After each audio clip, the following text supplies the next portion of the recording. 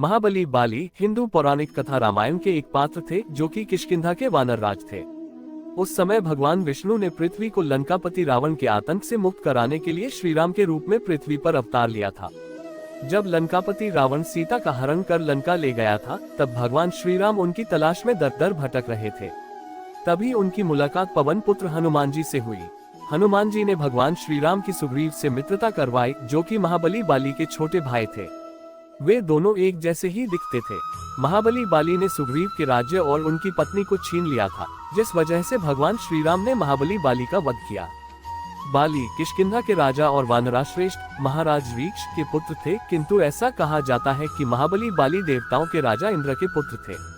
बाली और सुग्रीव के जन्म की बहुत ही दिलचस्प कहानी है। एक सुमेरु नाम का पर्वत था जो कि ब्रह्मा जी का कोर्ट था और यह 100 योजन तक के विस्तृत एरिया में फैला हुआ था। एक बार ब्रह्मा जी वहां तपस्या कर रहे थे और उनकी आंख से 2 बूंद आंसू की गिर रही थी। ब्रह्मा जी अपनी तपस्या में लीन थे। ब्रह्मा जी ने उसे अपने हाथ में लिया और पोंछ दिया। उसी समय एक बूंद धरती पर गिरी, जिससे एक वानर का जन्म हुआ।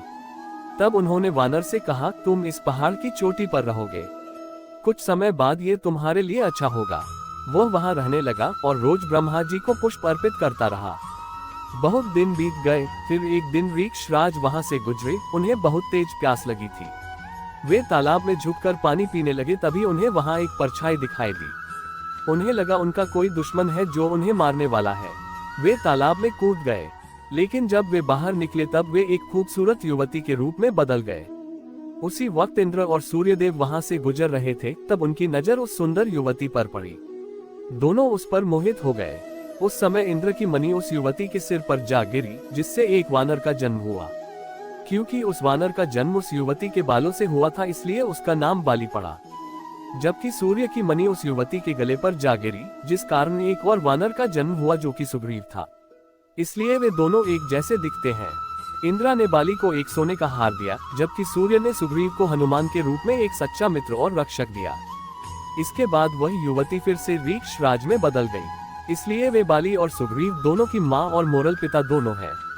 रीक्ष राज ब्रह्मा जी के पास गए और उन्होंने उन्हें किष्किंधा जाने को कहा। वहां जाकर रीक्ष राज ने अपने बड़े बेटे बाली को वहां का राजा बना दिया। कुछ समय बाद उनकी मृत्यु हो गई। बाली का विवाह वानर वैद्यराज की पुत्री तारा के साथ हुआ। एक कथा में ऐसा कहा गया है कि जब समुद्र मंथन हुआ था, तब उसमें 14 मणियों में से कुछ अप्सरा भी थी। उन्हीं अप्सराओं में से एक थी तारा, जिस पर बाली और सुषेण दोनों मोहित हुए। वे दोनों समुद्र मंथन में देवताओं का साथ दे रहे थे। बाली तारा के दाएं ओर तथा सुषेण तारा के बाएं ओर थे। तब भगवान विष्णु ने कहा कि विवाह के समय कन्या के दाएं ओर पति और बाएं ओर कन्यादान करने वाला यानी पिता होता है, जिस वजह से बाली तारा के पति और सुषेण तारा के पिता बन गए। महाबली बाली के पास 100 हाथियों के बराबर बल था। वह बहुत ही शक्तिशाली था। ऐसा कोई भी योद्धा नहीं था जिसको उसने युद्ध में परास्त ना किया हो।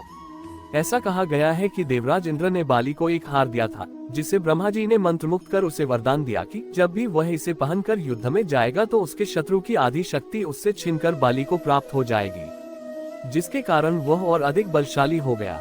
उसके पास इतना बल था कि एक बार बाली ने लंकापति रावण को भी अपनी कांख में दबाकर पूरी पृथ्वी में घुमाया था।